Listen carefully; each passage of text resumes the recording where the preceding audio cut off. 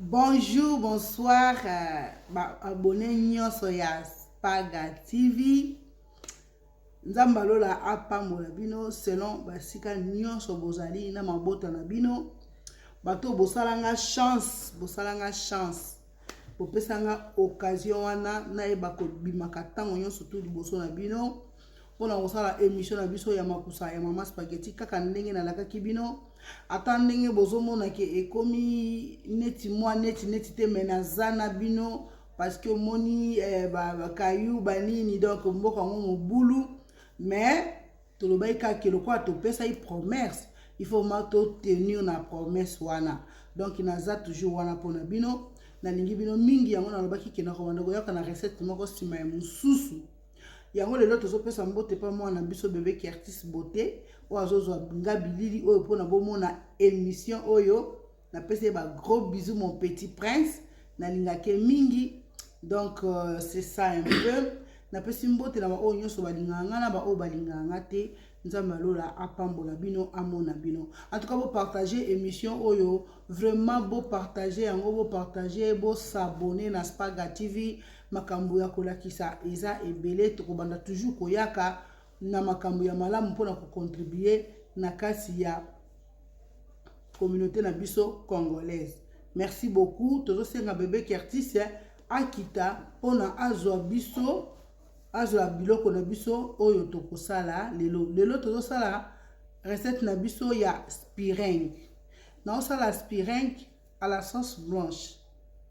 Parce que tout le monde aspire que bato nso bazaka kalingi allié na eloko mais ngam so to kolia ngo pe na eloko mais to sala ngo quand même à la sauce blanche. Donc moi na biso ko kitapo azola biso biloko oyo to kosala nango spiring na biso. Merci ba maman. Yango ba maman na lobaki lelo to sala spiring bomoni viande na biso ya spiring déjà eza prête, eza propre et puis pour na ko sala spiring to aussi na pan na biso oto kosalela spiring toza na huile na biso ya huile d'olive to kosalela spiring na sala mingi na huile d'olive toza na oignon na biso matungulu toza na bouillon na biso ya légumes bon na ya viande na sangisi nyonso mibale awa toza na poivre noir awa toza na épice ya poulet na cannelle awa toza na ail awa toza na épice ya poudre ya gingembre donc biloko na biso tokosala yango wana na yango tokosaisonner tout d'abord spiring na biso so tosisi kosaisonner spiring na biso na biloko nyonso na osala ndenge olakisa bino ndenge tokende kosala spiring na biso na moto. Merci ba maman na lingi bino mingi na bosani te Serge de la Tchangou, le médecin de la SAP. Donc yonne donc toujours na pesi mbote et pas bati nyonso balinganga tozokende sikoyo na saisonnement après na ozongela bino. Merci ba mama ba papa.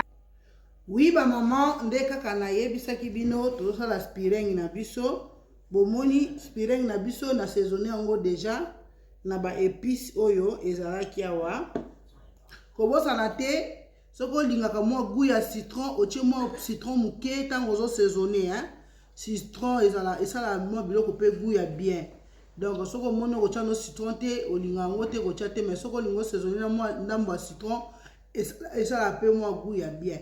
Donc c'est un peu ça na saisonné déjà viande na biso ya spiring awa na zui bol na biso na tie mai ya moto na tie yango bouillon ya légumes pourtant on a bando kalinga na laksa bino ndenge na bando sala po spiring na biso esala ya sauce blanche toza na matungulu toza na huile na biso sikoyo tozokende na réchaud bébé qui artiste azokende olanda biso na réchaud na laksa bino ndenge nini makambo yango elekaka na kati ya réchaud. Merci beaucoup ba maman.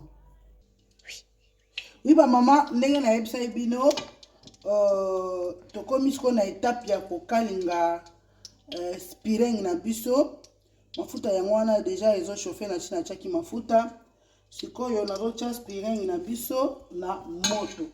Donc nazotia spiring na biso na moto. Nazotia spiring na biso na moto. Yango wana nazotia yango na moto.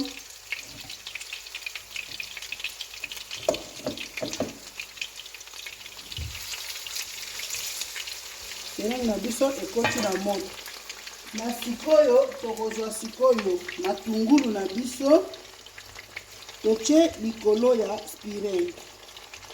Kotia matungulu na se te, parce que soko tie matungulu na se, spiring na biso matungulu na biso ekozika. Soko ozotia boye otie matungulu na biso na se na likolo. On a kosala spiring na biso. Totiaki d'abord matungulu na biso nde totie boye. Bomoni. Sikoyo bamama, ndenge totie matungulu na biso deja na likolo ya spiring. Tokozwa louche na biso. Ebe Curtis zola biso awa. Tozwi un peu ya jus oyo tosalaki ya bouillon. Totie na kati ya pan na biso. Spiring na biso ezotoka en fonction ya mai wana tozokalinga ngo bongo. Siko tokozwa mufiniku tokofinika likolo, totiki sikoyo spiring na biso ekalingama na un peu d'huile, un peu d'eau na matungulu na biso. Tango ekalingama ezokota sura matungulu, ezokalingama episi ezokota na kati. Mwa jus wana pe tozotia ezosala ngo lokolo ezolamba lokolo ezokalinga. Bino moko bomona ngo na suka ndenge nini tokosala spiring na biso. Merci bébé Curtis. Alors ba mama bomoni na longoli matungulu na biso na changer yango place. Sikoyo nazobalisa nyama na biso. Nazomisi matungulu na biso likolo.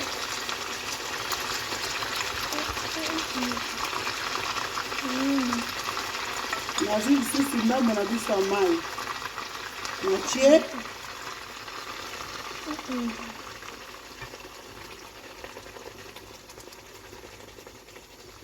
natie ndambo ya mai na spiring na biso.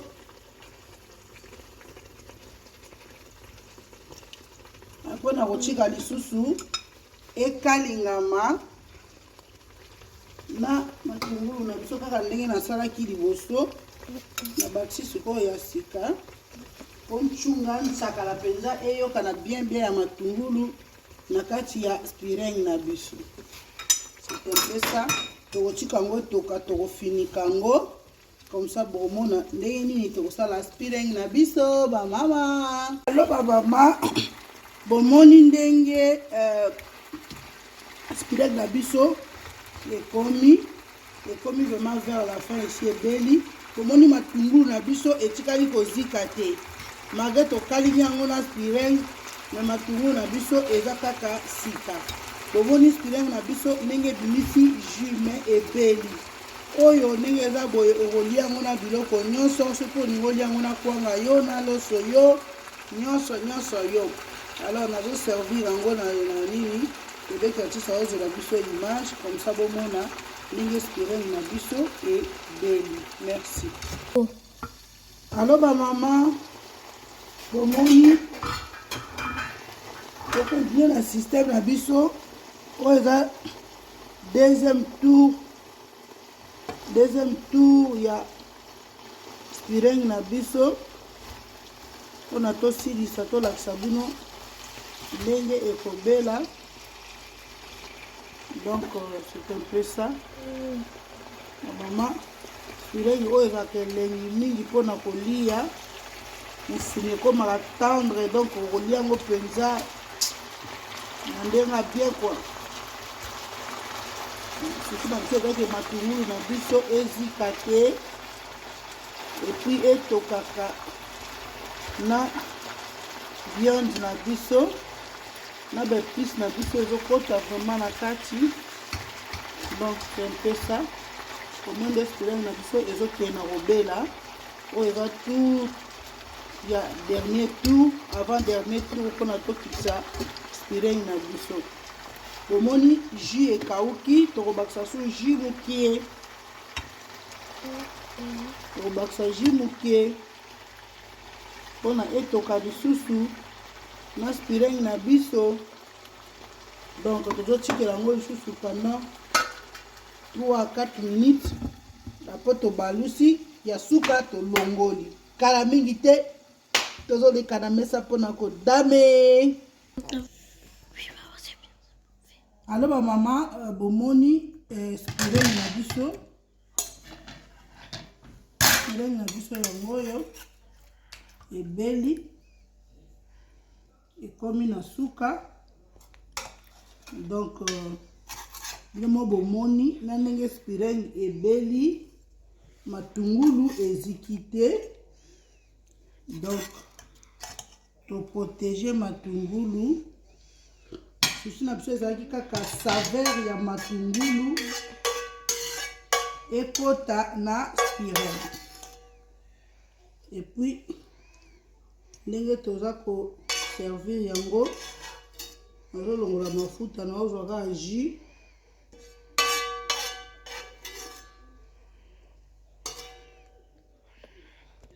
tomona yango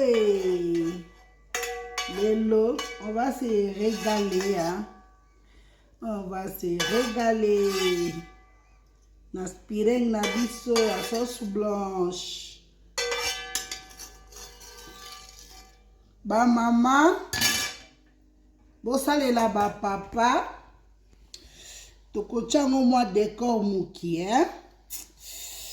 Potango moto akolinga lia amona yango eza vraiment na ndenge moko ya bien. Totie mwa décor ya mokie ba mama. Donc spireng na biso yango yo, spireng na biso yango yo bomoni ndenge spireng na biso ebimi tokolia yango na nyonso. Nalingi bino mingi bosabone bosabone bosabone bosabone. Merci ba mama. Ciao. Alors ba mama bomoni soki ozokalinga ozosala yango sauce blanche kotika te ewumelaka ta molai. Donc obanda obalusa yango tout le temps. Oza na besoin spireng yango ebela ti na kati mais ebela te ezika. Donc ebeli boye ndenge nazosala yango tozongisi yango susu nazongisi yango na poto oyo ezalaki liboso. Bomona ke naomema matungulu na nga ezala kaka likolo parce que matungulu soki ekiti na se ekozika. Donc matungulu mpe ezala kaka likolo. Natie lisusu boye nazongisi matungulu na nga likolo kaka likolo ya baviande. Kotika te matungulu ekita na se.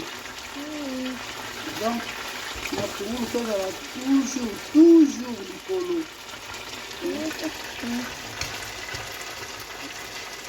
Donc c'est ça un peu.